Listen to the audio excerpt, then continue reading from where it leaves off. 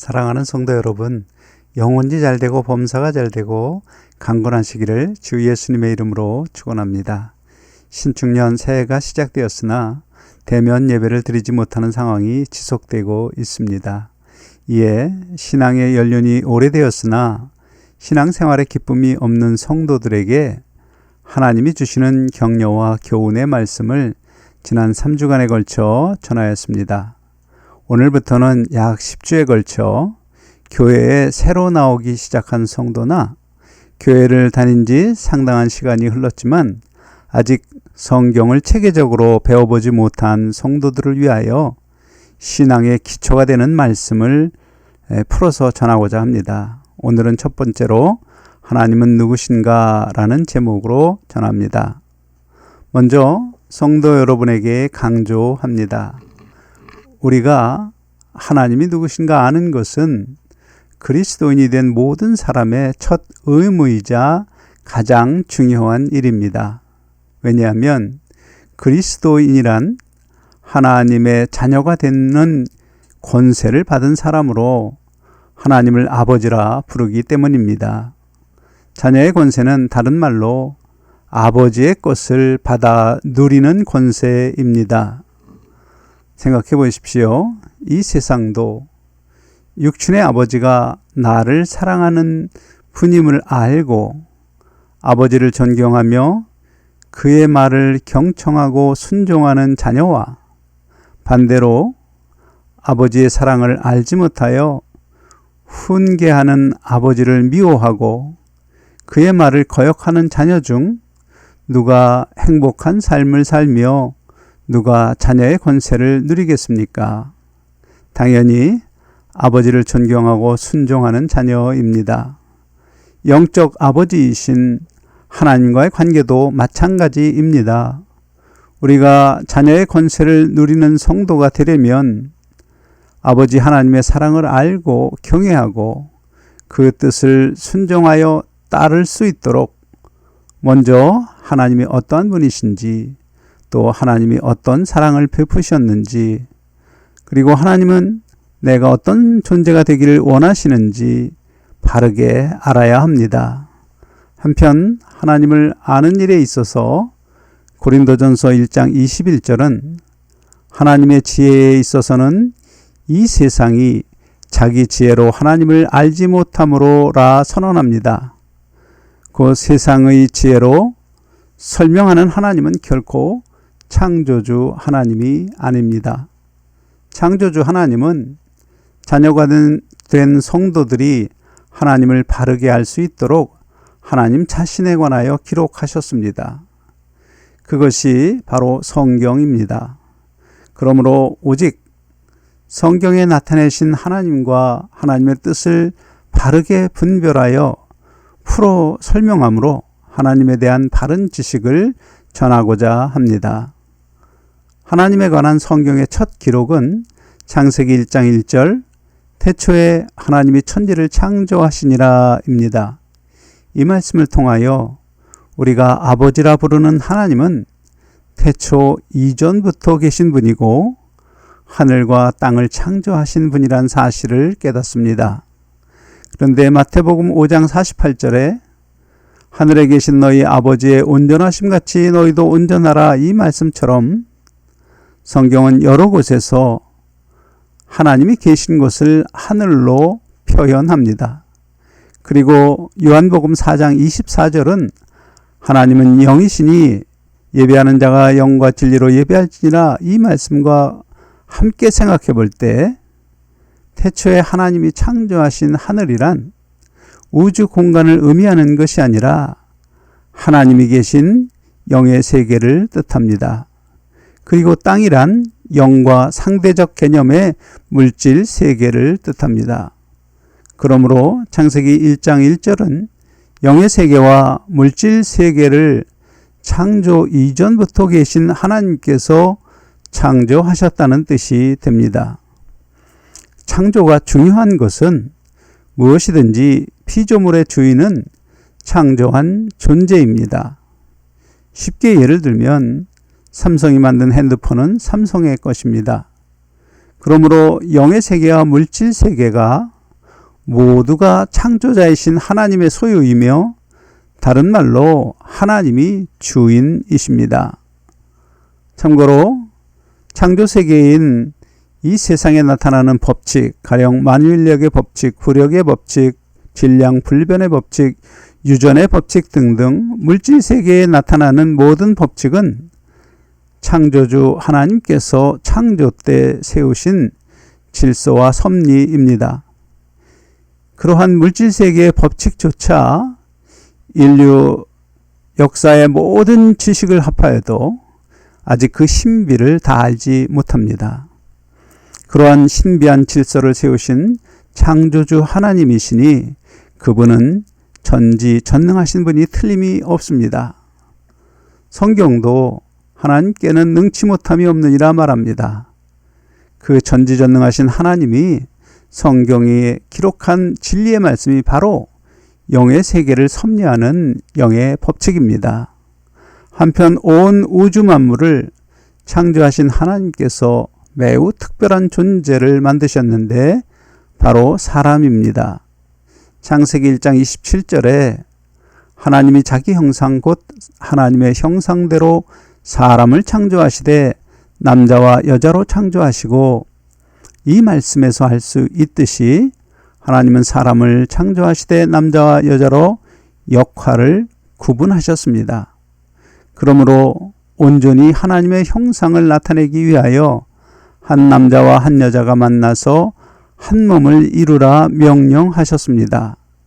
그러므로 결혼은 하나님의 명령을 지키는 선한 일입니다. 한편 우주 만물 중 그 어떤 존재도 하나님의 형상대로 만든 존재는 없습니다. 다만 사람뿐입니다. 그것을 믿느냐 믿지 않느냐에 따라서 사람의 운명은 완전히 달라집니다. 믿는 사람은 아버지 하나님의 거룩하신 형상을 닮아가는 진리의 길을 따라 살고 그의 결말은 부활과 영생입니다. 믿지 않는 자는 스스로 원숭이 후손이라 생각하며 짐승처럼 육체의 생명이 있는 동안에 자기 육체의 정욕을 만족시키려는 목적으로 세상 지혜를 따라 삽니다. 그리고 그 결말은 지옥의 멸망입니다. 가끔 하나님을 믿지 않는 사람 중에 하나님이 계시면 이렇게 하셔야 혹은 저렇게 하셔야 한다는 등 하나님을 훈수하고 평가하는 사람이 있습니다. 스스로 얼마나 무지한지 깨닫지 못하는 사람입니다. 쉽게 설명하면 현대 과학자들의 꿈 중 하나가 바로 사람처럼 움직이는 로봇을 만드는 일입니다. 현대 최첨단 과학으로 만든 로봇을 사람과 비교하면 그냥 깡통 수준입니다. 그 깡통 같은 로봇이라도 그것을 설계한 사람은 가장 뛰어난 천재들입니다. 그런 천재들에게 감히 훈수하고 평가할 생각은 하지 못하면서 그 천재들이 꿈꾸는 사람 같은 로봇을 꿈꾸는 사람을 만드신 하나님을 어떻게 비판할 수 있습니까? 혹시 하나님이 사람을 창조하신 증거가 있나 의심하는 분이라면 한번 생각해 보시기 바랍니다. 비록 깡통 같은 로봇이라도 설계자가 설계하고 그 설계를 따라 만듭니다. 사람도 설계에 따라 생성되고 성장하고 죽는다는 사실을 아는지요? 바로 하나님이 유전자에 넣은 설계에 따라서 사람이 만들어집니다. 남자와 여자의 유전자가 만나면 유전자 안에 설계된 그대로 만들어지기 시작해서 사람이 탄생하고 성장하고 죽음에 이르게 됩니다. 사람만이 아니라 모든 생물은 그 유전자 안에 설계가 있고 그 설계대로 탄생하고 성장하고 죽음에 이릅니다. 로봇에 들어가는 초정밀 반도체 칩보다 비교할 수 없이 지극히 작은 세포 안에 훨씬 복잡하고 세밀한 설계로 모든 생물을 설계하신 하나님을 훈수하고 평가하는 사람이란 정말 아무것도 알지 못하는 사람이 스스로 지혜롭다고 생각하는 사람입니다. 한마디로 책 한 권 읽고 온 세상을 아는 것처럼 말하는 지극히 어리석고 교만한 사람입니다. 다시 묻습니다. 성경의 첫 문장 창세기 1장 1절에 사용된 낱말 태초 하나님 천지 창조 중 어느 하나라도 설명하실 수 있나요? 사실 하나님의 세계는 사람의 지식과 이성을 넘는 신비에 속한 것들입니다. 그러므로 하나님을 아는 첫걸음은 내가 무지하고 어리석은 존재라는 사실을 깨달음에서 출발합니다. 그리고 전지전능하신 하나님의 말씀으로 세우신 진리를 마음에 새김으로 점점 하나님을 아는 자녀가 됩니다. 여기서 한 가지 의문이 듭니다. 하나님은 왜 사람을 창조하셨나? 간단히 말할 수는 없지만 레위기 11장 45절에 나는 너희의 하나님이 되려고 너희를 애굽 땅에서 인도하여 낸 여호와라 내가 거룩하니 너희도 거룩할지어다. 이 말씀에서 한 가지 이유를 알 수 있습니다. 곧 하나님은 우리로 거룩한 존재가 되게 하시려는 목적으로 창조하셨습니다. 그리고 그렇게 거룩하게 된 성도에게 주어진 약속이 있습니다. 바로 계시록 20장 6절. 이 첫째 부활에 참여하는 자들은 복이 있고 거룩하도다.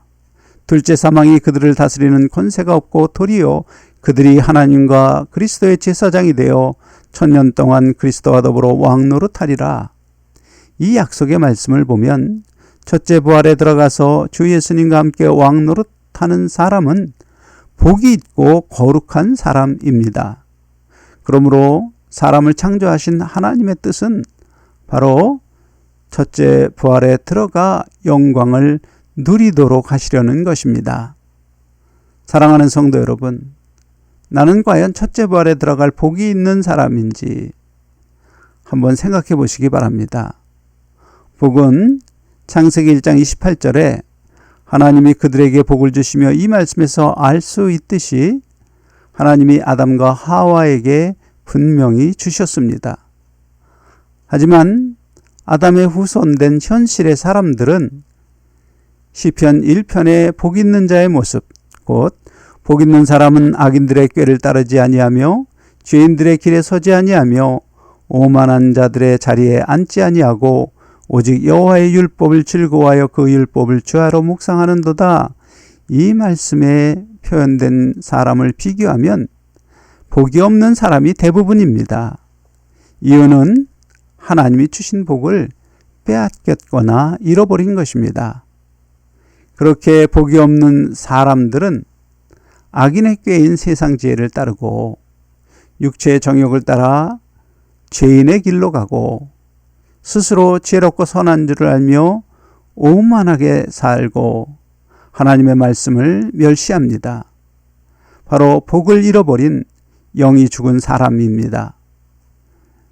우리를 불쌍하게 여기신 하나님께서 아론을 통하여 말씀합니다. 민수기 6장 24절로 26절에 여호와는 내게 복을 주시고 너를 지키시기 원하며 여호와는 그 얼굴을 내게 비추사 은혜 베푸시기를 원하며 여호와는 그 얼굴을 내게로 향하여 두사 평강 주시기를 원하노라. 곧 복 주시기를 원하신다 말합니다. 그러므로 하나님이 주시기 원하는 복은 하나님을 경외하는 사람들로 거듭난 성도가 거룩하게 변하여 첫째 부활에 이르게 합니다. 그런 복을 주시기 원하시는 하나님께 성도들은 복을 구해야 합니다. 그 첫째 부활의 소망을 따라 악인들의 꾀를 따르지 않고 하나님의 지혜를 따를 수 있기를 구하는 기도, 죄인들의 길에 가지 않고 진리의 길로 갈 수 있기를 구하는 기도, 오만한 자의 자리에 앉지 않고 겸손하신 예수님을 닮아가기 원하는 기도, 하나님의 말씀을 마음에 즐거이 새길 수 있게 되기를 구하는 기도, 바로 그런 기도에 응답하여 주시는 것이 하나님이 주시는 복입니다. 그 복은 사람의 영적 갈망을 만족시켜 줍니다.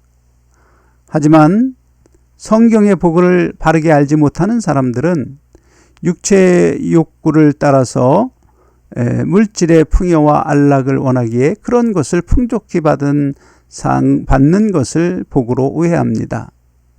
그런데 부귀영화나 무병장수와 같은 그런 세상 복을 가진 사람은 많은 경우 거룩한 길로 가지 못하고 세상의 즐거움에 빠짐으로 영적 타락의 원인이 되기도 합니다.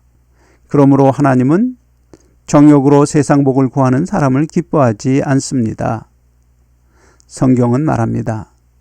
부귀영화 무병장수와 같은 세상 복은 사람들에게 하나님이 필요를 따라 주시는 은혜로 주시는 것입니다. 참고로 하나님이 주시는 세상 복은 근심 걱정이 없는 복이며 세상 사람이 악인의 꾀를 따라 누리는 세상 복은 근심 걱정을 동반한다고 말합니다. 따라서 복을 구함에 있어서 성경은 마태복음 6장 33절에 그런즉 너희는 먼저 그의 나라와 그의 의를 구하라. 그리하면 이 모든 것을 너희에게 더하시리라 말합니다. 곧 먼저 구할 것은 생명과 성령의 법, 하나님의 나라의 법이 내 삶에 적용되고 하나님의 뜻이 내 삶에서 이루어지는 영의 복을 구하는 것입니다. 그러면 하나님께서 그 구한 것을 주시고 추가로 필요한 세상 복도 주십니다. 이러한 하나님의 뜻을 알지 못하는 사람은 자기 생각에서 나오는 정욕을 따라 세상 복을 구하는 기도를 매일 합니다. 그것은 마치 이빨에 충치가 생긴 자녀가 매일 사탕을 사달라고 아버지에게 조르는 것과 같습니다. 그런 요구가 아버지를 괴롭히는 것처럼 세상 복을 구하는 기도는 하나님의 마음을 괴롭히는 잘못된 기도입니다. 이빨이 썩어 큰 고통을 받을 것을 아는 아버지가 사탕을 사주지 않고 오히려 칫솔을 주고 양치하도록 엄하게 말하고 때로는 강제하시는 것처럼 하나님도 자녀가 첫째 부활에 들어가는 거룩한 길을 걷도록 인생의 매와 사람의 채찍인 어려운 현실을 때로 허락하십니다. 그러므로 복에 대한 관점을 바르게 갖지 못하면 기복주의 신앙이 돼서 세상 복 자체가 목적이 되고 하나님은 복을 주시는 수단으로 우상화됩니다. 복의 관점이 바르면 어려운 환경 가운데도 나를 첫째 부활로 이끄시는 하나님의 선하신 뜻을 깨닫고 감사함으로 어려운 가운데 거룩한 길을 갈 수 있도록 필요한 것을 구하게 됩니다. 사랑하는 성도 여러분, 하나님은 온 천지 만물의 주인이시며 전능하신 분이시며 성품이 거룩하신 분입니다. 그런 분이 우리를 사랑하십니다. 요한일서 4장 9절에 하나님의 사랑이 우리에게 나타난 바 되었으니 하나님이 자기의 독생자를 세상에 보내심은 그로 말미암아 우리를 살리려 하심이라. 곧 우리를 살리려고 독생자 아들 예수님을 이 세상에 보내셔서 우리가 우리 죄로 받을 지옥의 형벌을 예수 십자가의 고통과 치욕과 죽음으로 예수께서 대신 받게 하셨습니다. 하나님은 가장 아끼고 사랑하는 독생자 아들 예수 그리스도를 우리를 위하여, 나를 위하여 십자가에 못 박혀 죽는 고통에 내어주실 만큼 나를 사랑하시는 분입니다. 그 사랑을 알지 못하면 진정 성경의 하나님을 알지 못합니다. 만일 하나님의 그 거룩한 사랑을 깨달아 알았다면 예수 그리스도를 구주로 영접하고 하나님을 사랑하고 이웃을 사랑하는 실천을 통하여 하나님을 기쁘게 하는 사람이 됩니다. 그러므로 요한일서 4장 8절은 사랑하지 아니하는 자는 하나님을 알지 못하나니 이는 하나님은 사랑이심이라 라고 기록합니다. 사랑하는 성도 여러분, 이제까지 개략적으로 성경에 나타내신 하나님을 설명하였습니다. 그런데 정말 중요한 것이 있습니다. 이제까지 들어서 알게 된 지식이 지식으로 그냥 남아있고 행함이 없으면 아무런 의미가 없습니다. 야고보서 2장 26절은 영혼 없는 몸이 죽은 것 같이 행함이 없는 믿음은 죽은 것이니라. 이 말씀처럼 죽은 믿음의 소유자가 됩니다.